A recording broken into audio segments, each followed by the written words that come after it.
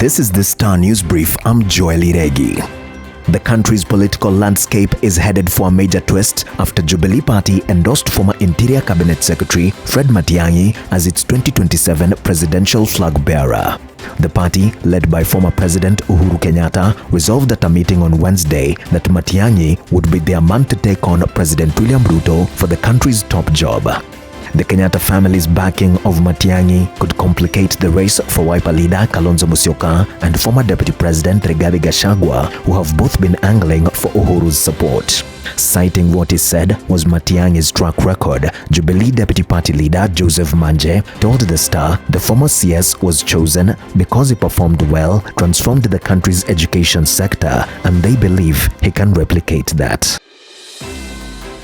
Get a copy of the Star e-paper for only 40 shillings by logging on to www.mgazzetti.com.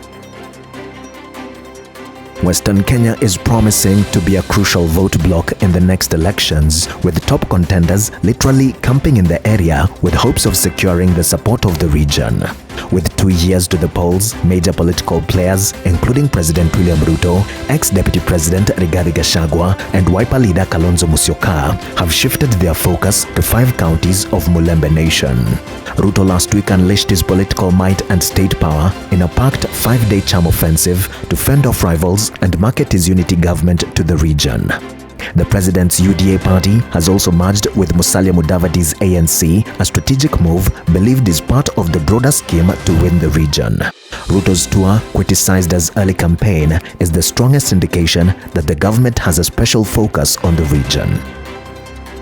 Some 6 billion shillings the government borrowed to manage public-private partnership projects better may have gone down the drain. A new audit has cast doubt on whether taxpayers got value for money in the billions spent to facilitate Adani type of deals that never materialized. The Jubilee administration borrowed money from the World Bank in 2017 to increase private investment in the Kenyan infrastructure market. The PPP Directorate, which is domiciled at the Treasury, was also to sustain the participation of private players over an extended period. It was also tasked to monitor projects, improve delivery of PPP services, and increase resources for the PPP program. Islamist militants who kidnapped 5 local chiefs from Mandera County have demanded a ransom of 7 million shillings.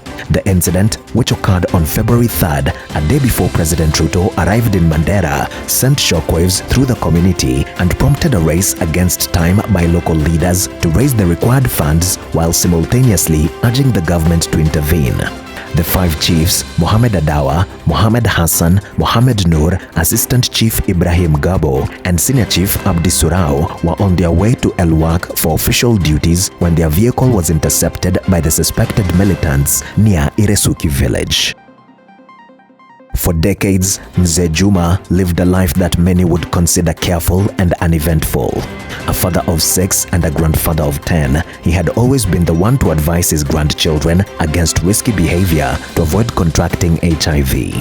Yet at 74 years old, Juma found himself stunned by the words, "You are HIV positive." Juma is part of a small number of elderly Kenyans who contract HIV as grandparents after living most of their lives free of the virus. The National Syndemic Disease Control Council said of the 16,752 Kenyans who contracted the virus in 2023, close to 100 were above 60 years.